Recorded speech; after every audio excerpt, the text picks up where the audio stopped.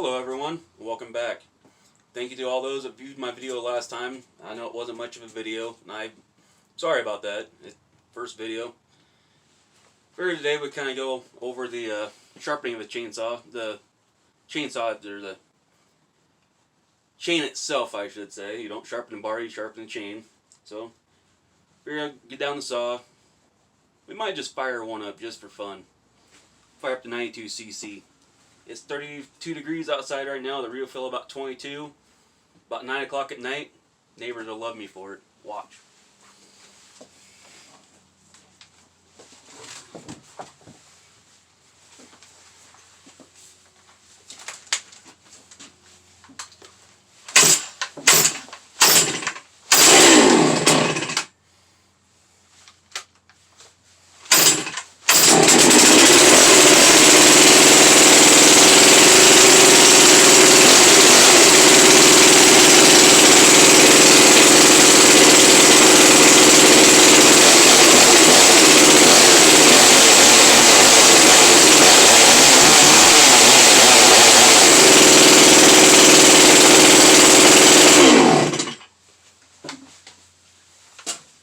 You guys might like that. We'll fire it up a little bit. From the last video when I said the throttle sticks, not one stick on that throttle. Perfect. But like I said, I figured we go over a little how to, properly sharpen the chain on a chainsaw. Everybody's like, well, I gotta sharpen the bar. No, you don't sharpen the bar, you sharpen the chain. That's alright. Not. You get some people that say that. Just like people say engine and motor, and that's two different things. Engine runs on like internal combustion, motor, electricity. It's one of those things. People do it. I still do it. No big deal. But most important thing you need for doing this, good round file, good depth gauge, or depth gauge, and a good file, flat file. I like using Nicholson files. They'll cut through about any teeth on a chain. They're not that expensive, $5-6 maybe. I've had this one now for almost a year, so I couldn't tell you how much they really are. It might have changed. We'll get this set up in the vise. I'm not going to go through and sharpen the whole chain. I'm just going to go and kind of show you the little tips, little pointers. Just a quick little video, nothing major. It's a 36-inch bar. I'm not going to spend all the time going through and sharpen every tooth. I'll kind of go over a couple of them, then I'll go through and show you what the depth gauge does. Let me come over and I'll grab the camera real quick.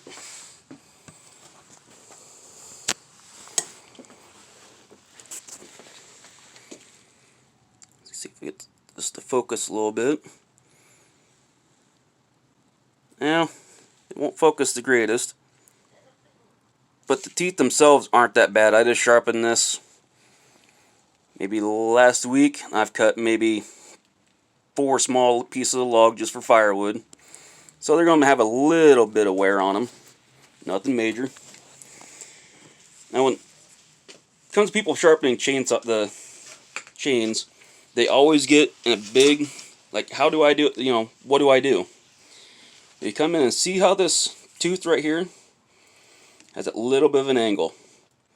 You want to go for about 30-degree angle, and you want the file to fit right down into that tooth, right down in what people call the gullet. And you don't sharpen on the pull back to you, sharpen on the push. Every file there is, it's always the push that sharpens or takes the metal off. It's never the pull. Now it works better if you got 2 hands, so you can have another hand on the tip of the file up here, so that way it's nice even all the way across the tooth. But I'm just going to kind of show you. And you want to have a 30-degree angle. Now this little handle I got, you can take these on and off, you put them on different files, and still doesn't want to focus very well. It's cold out. There's a notch over this one. This angle right here is 25. This angle right here is 30.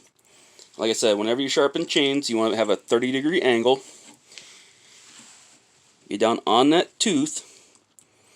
When you push, give a little twist to it. You pull it back out, push, with a little more twist. Ah, that one kind of slipped out. But what it does is it'll get you down further into this gullet that they call. And see how there's that one little piece right there? What it does is when you're twisting it, you'll take all that material from in there and bring it all the way up and around. You don't want to twist into the tooth. You want to twist coming away from the tooth, so you pull all that metal back out. You know, some people, they get a little nervous when it comes to stuff like that. Which, if you've never done it before, there's a lot of things people get nervous about. Sharpening chain shouldn't be one of them. A depth gauge, this is for the rakers or the followers, whatever you want to call them. People call them rakers, people call them followers. You put this on the tooth, this piece, this right here, on the inside, will ride down on that tooth right there. Alright, I got that on there. And now, you see how that raker is underneath this right here? If it was above it, that's when you take this file and just run it across until that follower is flush with this. Now yes, there is a couple on here that have filed down a lot more than I should. This is an aggressive grind on this chain right here. Probably shouldn't do it. This isn't, hey, this is how you do it. You want to go in with a file and just go nuts and take down all the followers and grind your teeth down the nubs. That's not what this is about. I ground this one for a little more aggressive cut. It's like there's a lot of maples I gotta cut, so I want to make sure I can rip through it. Even though you're not gonna rip, but you'll be able to get a little bigger, be able to cut a little fat, cut a little bit more. The teeth will kind of dull down a little bit, but you're still able to cut without having to come out, resharpen while you're out cutting the wood. You can just keep going and get a couple cut. You go back, sharpen again. These chains, it came from Holtz Pharma, Hutzel. They're $7 a chain. The next chain I get will be a steel or an Oregon, and I won't do as much of an aggressive cut. But these chains, the teeth don't like to keep an edge on them very well. So that's why I've ground down the rakers just a little bit more, just so that way I'm not filing down as much. But other than that, that's really about it. Now, when it comes to sharpening chains, there's a lot of different sizes of files. These bigger teeth, let me grab one of these couple chains from back here just that I got hanging up. And of course, there we go. Set this down real quick. I'll get behind the camera again so that way you guys can see a little bit more. Here's another chain. It's for a little 20-inch bar. And again, that tooth right there will still fit the bigger 7/32 file. See how it fits right in there? You probably don't. Let me get the... Sorry about that. Camera's just not what I'm thinking, But again, the file fits right in there.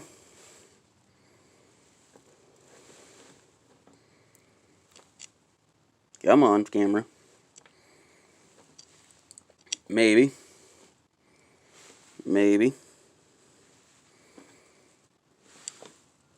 It's not working tonight for us, is it? See if we can do it this way. We'll do it a different way. A little easier. Guess what? We can show you. Grab my cheap little pooling saw here that I use for whatever. Grab the camera again. Sorry guys, this wasn't the way I thought it was going to go, but that's the way it's going. And again, teeth are a little smaller. Got a little different rakers, or followers. See, 7/32 file fits right in there. Most of your chains, it's over 20-inch, and well, even 18, 16. As long as they're not low profile, you can use a 7/32. But the box that your chain comes in will tell you what file you want to use. Now, we'll take this poolin and we'll set this one down.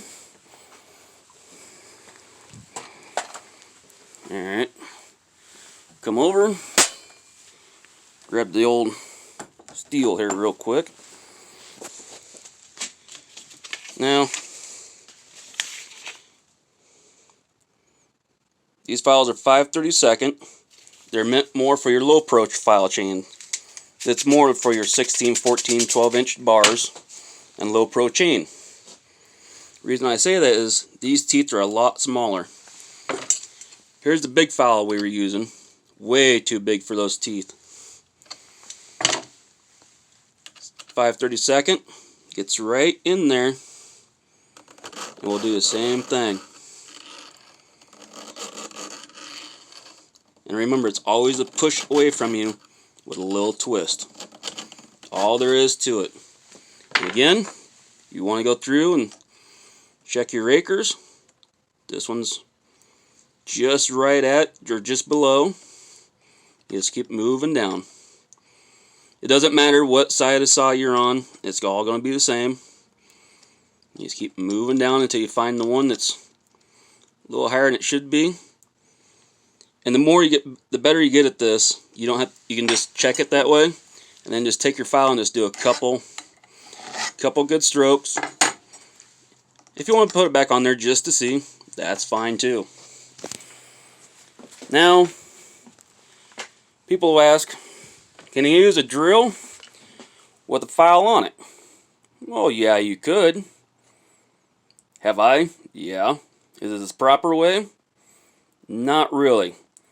Because you're going to get that file moving just a little. Because you really want to be able to dig in. And with this going at a higher speed, you're going to just be taking material away, but you're not going to be able to dig down into that gullet because it's going to want to ride up more on the tooth itself. You want to make sure you stay deep down in the gullet, what they call it, on the back side of that chain. And just to kind of point out the gullet a little bit more, the gullet is this right in here. Now when you're sharpening a chain, you want to make sure you get it down, not that you're riding up and you're taking the tooth off up top and you're leaving a bunch down below. Keep it nice and even all the way through. Now, granted, you're going to get a couple that's not exactly 100% correct. That's alright. Just go back through your file, knock it back down, good to go. Hopefully that little video, kind of provided a little bit more info. And there's a lot of different ways you can sharpen chain. Two main ways I do it with a hand file. Hand files work great. I've got a chain sharpener up here from Harbor Freight. It's alright.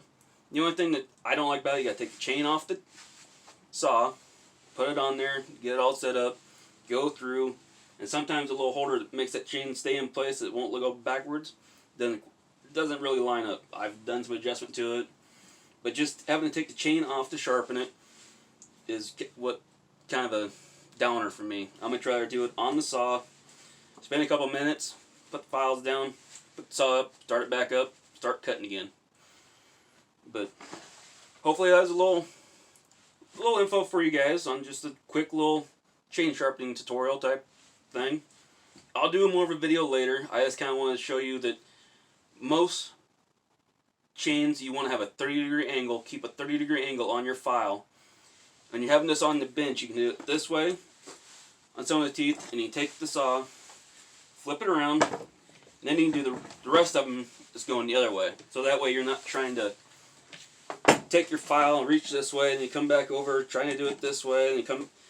You can turn your saw. It's a little easier. Do all the teeth that's going in one direction, or that's on the one side of the chain. Flip the saw around, do the teeth that's on the other side. If you want to go through and do it the other way, you can flip the file. It's all up to you. This is just informational. I'm not saying that how you want to do it's wrong, or how I'm doing it's right. I could be doing it wrong. You could be doing it a different way. As long as those chains stay sharp and you're cutting down trees, that's all that matters. Hopefully you guys come back. Hopefully you guys subscribe. Hopefully my videos get better. This one's probably still pretty cringeworthy. I apologize. But hey, we'll learn together. Like I said, chainsaws, nuts, bolts, fire and gas. Something's wrong, we'll figure it out. Hope you guys come back. Thank you.